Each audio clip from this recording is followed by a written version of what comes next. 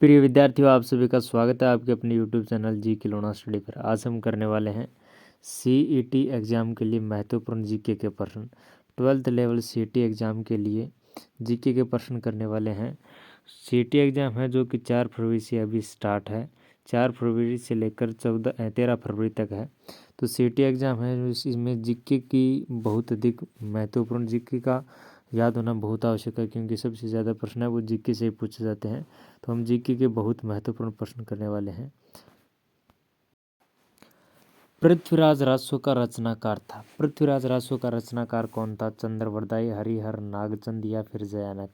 पृथ्वीराज राजस्व का जो रचनाकार था वो चंद्रवरदाई था। तो जो हमारा ए नंबर ऑप्शन है वो एकदम सही हो जाएगा। पृथ्वीराज राजस्व का रचनाकार चंद्रवरदाई। अगला प्रश्न है कि शाकंभरी या सांभर के चौहान राज्य का संस्थापक कौन था? सांभर के चौहान राज्य का संस्थापक था वो वासुदेव था। शाकंभरी या फिर सांभर के चौहान राज्य का संस्थापक कौन था? वासुदेव था। अगला प्रश्न है कि राजस्थान में 1857 के विद्रोह की शुरुआत है वो कहाँ से हुई? राजस्थान में 1857 के विद्रोह की शुरुआत है वो नसीराबाद छावनी से हुई। तो जो हमारा ए नंबर ऑप्शन एकदम सही हो जाएगा कि राजस्थान में 1857 के विद्रोह की शुरुआत कहाँ से शुरू हुई? नसीराबाद से। अगला प्रश्न है कि राजस्थान में पत्रकारिता के भीष्म पितामह कौन है? राजस्थान में पत्रकारिता के भीष्म पितामह है वो पंडित झाबरमल शर्मा को जाना जाता है। राजस्थान में पत्रकारिता का भीष्म पितामह किसे कहा जाता है? पंडित झाबरमल शर्मा को। अगला प्रश्न है कि वंश भास्कर की रचयिता है। वंश भास्कर की रचयिता कौन है? वंश भास्कर की रचयिता सूर्यमल मिश्रण है। वंश भास्कर की रचयिता कौन है? सूर्यमल मिश्रण। अगला प्रश्न है कि श्री अज्यराज संस्थापक थे। अज्यराज ने किसकी स्थापना की? अलवर की, भरतपुर की, अजमेर की या चित्तौड़गढ़ की? तो अजयराज ने अजमेर की स्थापना की। तो जो हमारे यहाँ पर सी नंबर ऑप्शन एकदम राइट हो जाएगा। अजयराज संस्थापक थे, अजमेर के संस्थापक थे। अगला प्रश्न है वीर भारत समाज किसने स्थापित किया? वीर भारत समाज है वो किसने स्थापित किया? वीर भारत समाज, वीर भारत समाज विजय सिंह पथिक ने स्थापित किया। वीर भारत समाज किसने स्थापित किया? विजय सिंह पथिक ने। डूंगरपुर प्रजामंडल की स्थापना 1944 ईस्वी में की गई और किसके द्वारा की गई? डूंगरपुर प्रजामंडल की स्थापना 1944 में की गई। किसके द्वारा की गई? डूंगरपुर प्रजामंडल की जो स्थापना है वो भोगीलाल पांड्या के द्वारा की गई। और कब की गई? 1944 ईस्वी में। अगला प्रश्न है कि राय पिथौरा किसे कहा जाता है? राय पिथौरा है वो पृथ्वीराज थर्ड को, यानी पृथ्वीराज चौहान को कहा जाता है। तो जो हमारा ए नंबर ऑप्शन है एकदम राइट हो जाएगा कि राय पिथौरा किसे कहा जाता है? राय पिथौरा है वो पृथ्वीराज थर्ड को कहा जाता है, पृथ्वीराज चौहान तृतीय को। अगला प्रश्न है कि संगीत सार के लेखक कौन है? संगीत सार के लेखक राणा कुंभा, राजकवि राजभट्ट, सवाई प्रताप सिंह या फिर महाकवि पद्माकर? संगीत सार के लेखक है वो सवाई प्रताप सिंह हैं। संगीत सार के लेखक सवाई प्रताप सिंह हैं। अगला प्रश्न है कि बागड़ प्रदेश के गांधी के नाम से विख्यात, बागड़ प्रदेश के गांधी नाम से विख्यात स्वतंत्रता सेनानी कौन थे? भोगीलाल पांड्या, मोतीलाल तेजावत या माणिक्यलाल वर्मा, हरिदेव जोशी? बागड़ प्रदेश के गांधी के नाम से विख्यात जो स्वतंत्रता सेनानी थे वो भोगीलाल पांड्या थे। तो जो हमारा ए नंबर ऑप्शन एकदम राइट हो जाएगा। अगला प्रश्न है स्वतंत्रता संग्राम सेनानी एवं शहीद सागरमल गोपा कहाँ के निवासी थे? स्वतंत्रता संग्राम सेनानी एवं शहीद सागरमल गोपा है वो जैसलमेर के निवासी थे। तो जो हमारा बी नंबर ऑप्शन है एकदम सही हो जाएगा। स्वतंत्रता संग्राम सेनानी एवं शहीद सागरमल गोपा कहाँ के निवासी थे? जैसलमेर के। अगला प्रश्न है कि निम्नलिखित में से कौन सा स्थल राजस्थान में 1857 ईस्वी की क्रांति का केंद्र नहीं था? अजमेर, जयपुर, नीमच, आहुआ? अजमेर, नीमच, आहुआ ये राजस्थान में 1857 की क्रांति के 1857 ईस्वी की क्रांति के केंद्र थे। लेकिन जयपुर है वो 1857 ईस्वी की क्रांति का केंद्र है वो नहीं था। तो जो हमारा बी नंबर ऑप्शन है एकदम सही हो जाएगा। अगला प्रश्न है कि राजस्थान के राजनीतिक एकीकरण की प्रक्रिया वो कब स्टार्ट हुई? राजस्थान के राजनीतिक एकीकरण की प्रक्रिया है वो 1948 ईस्वी में स्टार्ट हुई। अगला प्रश्न है कि भौगोलिक दशाओं के आधार पर राजस्थान को कितने भागों में बांटा जा सकता है? भौगोलिक दशाओं के आधार पर राजस्थान को 4 भागों में डिवाइड किया जा सकता है।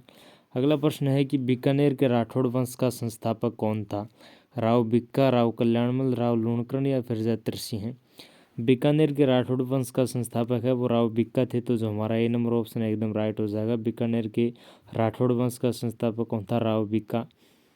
गणगौर त्योहार पर राजस्थान की स्त्रियां कौन सा नृत्य करती है? घूमर, वालर, पनिहारी या फिर नेजा नृत्य? गणगौर त्योहार पर राजस्थान की स्त्रियां कौन सा नृत्य करती है? तो घूमर नृत्य करती है। तो जो हमारा ए नंबर ऑप्शन एकदम राइट हो जाएगा कि गणगौर त्योहार पर राजस्थान की स्त्रियां कौन सा नृत्य करती है? घूमर नृत्य। राजस्थान में अरावली पर्वत श्रृंखला का विस्तार है।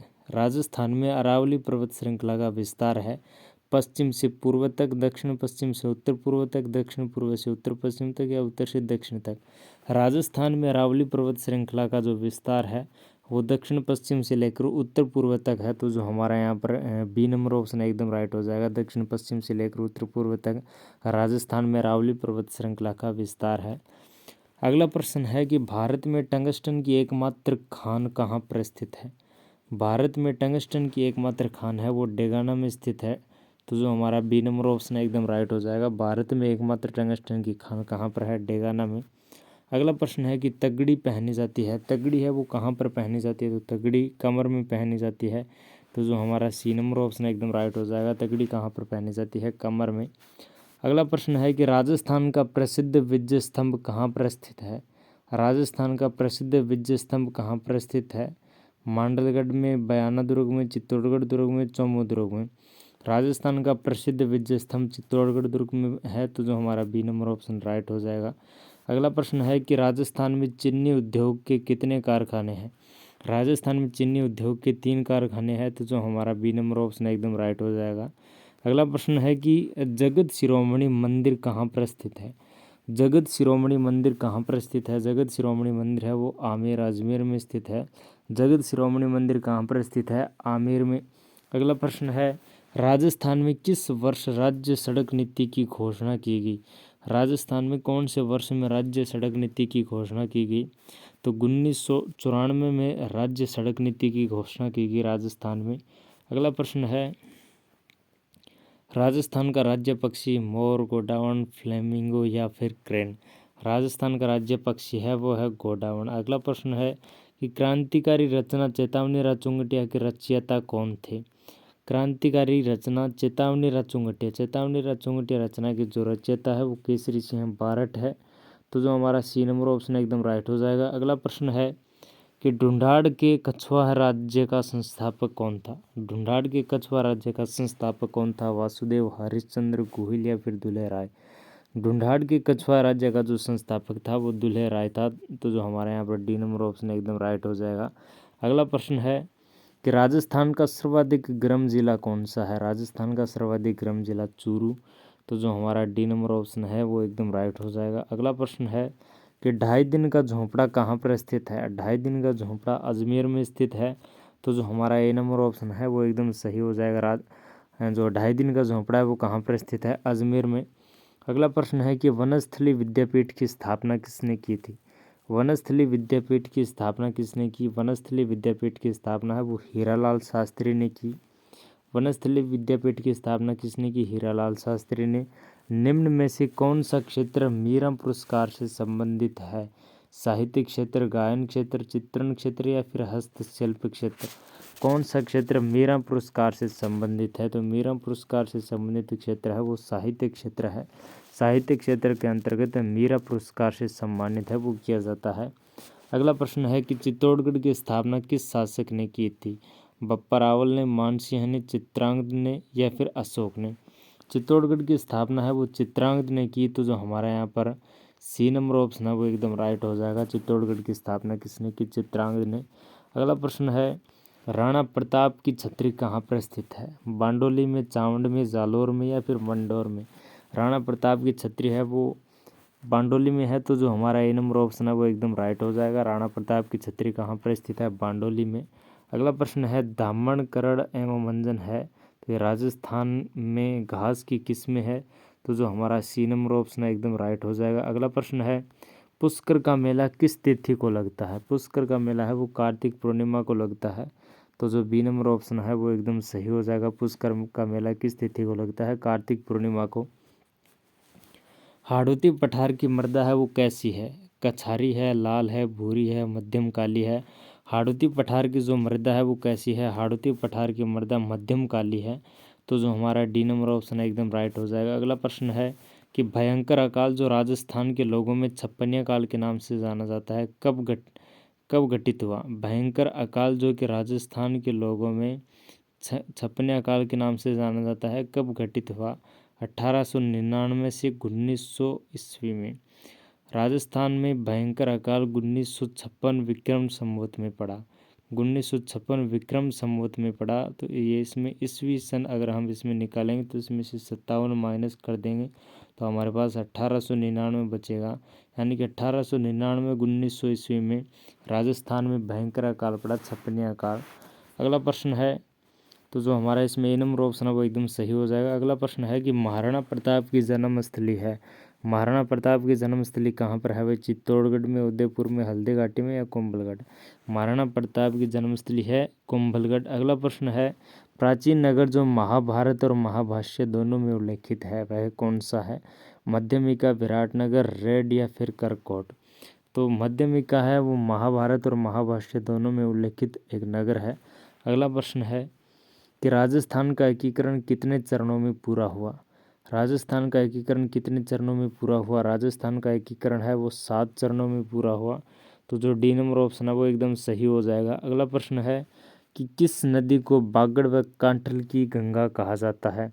बागड़ व कांठल की गंगा कौन सी नदी को कहा जाता है। बागड़ व चंबल को, जाखम को, सोम को या माही को। बागड़ व कांठल की गंगा है वो माही नदी को कहा जाता है। अगला प्रश्न है कि उदयपुर की पिछोला झील का निर्माण किसने करवाया। राणा कुंभा ने, क्षत्र सिंह ने, राणा, फिर से राणा कुंभा ऑप्शन आ गया और फिर राणा लाखा ने। तो उदयपुर की पिछोला झील का निर्माण है वो राणा लाखा ने करवाया। तो जो हमारा डी नंबर ऑप्शन है वो एकदम राइट हो जाएगा। उदयपुर की पिछोला झील का निर्माण किसने करवाया, राणा लाखा ने। अगला प्रश्न है कीर्ति स्तंभ प्रशस्ति के रचयिता थे। कीर्ति स्तंभ प्रशस्ति के रचयिता कौन थे। कीर्ति स्तंभ प्रशस्ति के जो रचयिता है वो जैता थे।